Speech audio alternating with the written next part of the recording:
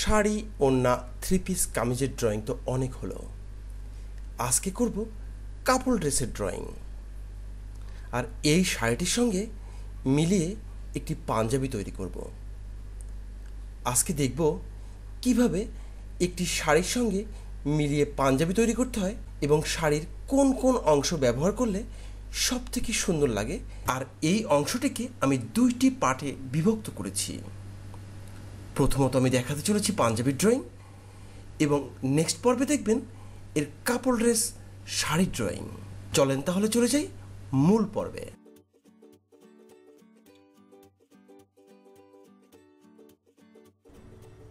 Hello viewers, জল চ্যানেলের পক্ষ থেকে আমি এসডি পান্নু প্রত্যেককে জানাই অসংখ্য অসংখ্য ধন্যবাদ। আজ ব্যবহার করছি খাদি পাঞ্জাবি। সবসময় আমি একটি কাজ করে থাকি, প্রথম ড্রয়িং করার পরে আমি কিন্তু টেস্ট করে দেখিনি রঙটি কতটি ছড়িয়ে যেতে পারে অথবা শক্ত হয়ে যাচ্ছে কিনা। সেক্ষেত্রে অবশ্যই নজর রেখে আপনার রঙের প্রয়োগ করতে হবে। আপনারা বিভিন্ন সময় কমেন্টস বক্সে বলে থাকেন আপনাদের শাড়ি ওড়না থ্রি পিস বা ড্রেসের কালারগুলো করার পর শক্ত হয়ে যাচ্ছে। সেক্ষেত্রে রঙের ঘনত্বের উপর আপনাদের নজর দিতে হবে।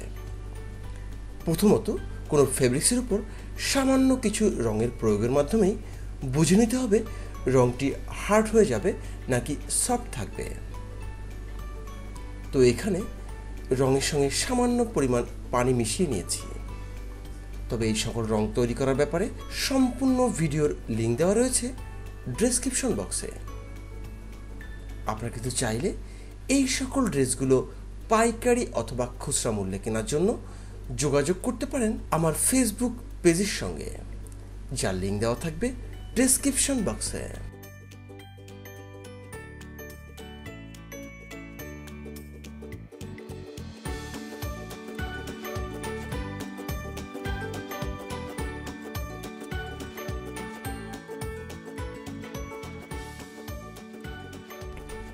প্রথমত এখানে ব্যবহার করা হয়েছে লাল, তবে অ্যাক্রামিন কালারে এই লাল কালারটি পাওয়া যায় না। সেক্ষেত্রে আপনারা কিন্তু অ্যাক্রামিন কালারের লালের সঙ্গে কিছুটা ইয়েলোর মিক্স করে এই কালার কম্বিনেশনটি তৈরি করতে পারেন। আমরা প্রথমে করেছি কৃষ্ণচূড়া, এই মুহূর্তে করছি গাছের অংশের কাজ। গাছের এই কাটা অংশের কাজটি করার জন্য আমি ব্যবহার করেছি ব্রাউন কালার। ব্রাউন কালারটি তৈরি করার জন্য মিশিয়ে নিয়েছি ভায়োলেট এবং ইয়েলো, সঙ্গে মিশিয়েছি কিছুটা অরেঞ্জের কম্বিনেশন, যার মাধ্যমে আমি কিন্তু এই রসিনা ব্রাউন কালারটি পেয়ে গিয়েছি।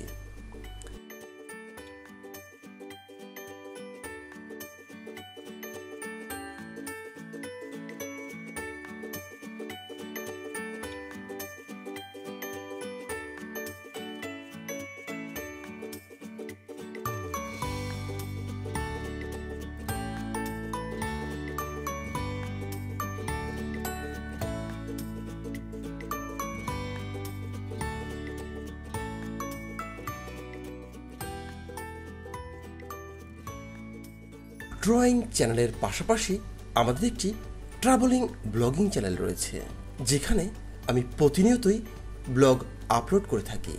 ঘুরে দেখার অনুরোধ রইল।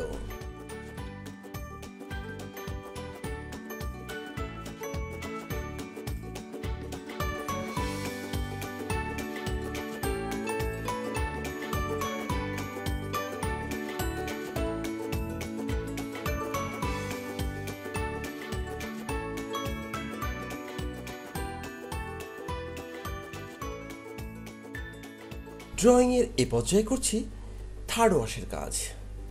এখানে গাছের গুড়ির অংশকে লাইট শেডের মাধ্যমে ফুটিয়ে তুলছি বাস্তব রূপে। টুল হিসাবে এ পর্যায়ে ব্যবহার করছি 12 নম্বর ফ্ল্যাট ব্রাশ। আমি গাছের গুড়ির কাজটি শেষ করে এখন করছি মাটির অংশের কাজ। অবশ্যই এক্ষেত্রে আপনাকে ড্রয়িংয়ের অন্যান্য অংশের দিকে খেয়াল রেখেই এই মাটির অংশটি তৈরি করতে হবে, যাতে করে আপনারা কিন্তু এর সঠিক বাস্তব রূপটি ফুটিয়ে তুলতে পারেন। তবে আজকের ড্রয়িংটি করতে গেলেও একটু প্র্যাকটিসের প্রয়োজন রয়েছে।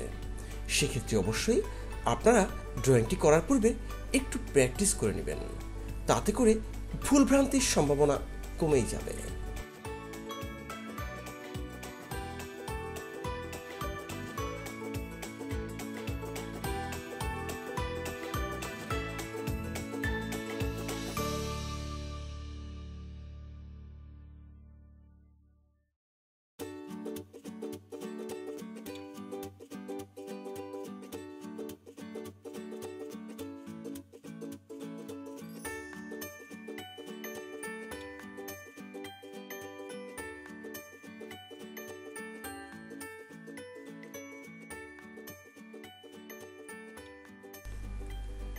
ড্রয়িংয়ের এ পর্যায়ে করছি পাতার অংশের কাজ।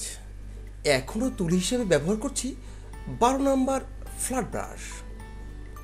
আর পর্যায়ক্রমে আমি পাতার অংশ এবং ফুলের কলির অংশ পুরোটি সম্পন্ন করেছি ব্রাউনের মাধ্যমে। এই ব্রাউন কালারটি তৈরি করার জন্য অবশ্যই আমাকে ইয়েলো এবং ভায়োলেট কালারের কম্বিনেশন ব্যবহার করতে হয়েছে। আর পাতার অংশটি করার জন্য ব্রাউনের সঙ্গে সামান্য কিছু গ্রিনের কম্বিনেশন মিশিয়ে নিয়েছি। আপনারা কিন্তু এই সকল ড্রেসগুলো পাইকারি অথবা খুচরা মূল্যে পাওয়ার জন্য যুক্ত হতে পারেন আমার ফেসবুক পেজের সঙ্গে, যার লিঙ্ক দেওয়া থাকবে ডেসক্রিপশন বক্সে। এছাড়াও টিউশন সম্পর্কিত যে কোনো তথ্য জানতে ফোন করতে পারেন স্ক্রিনে দেখানো ফোন নাম্বারে।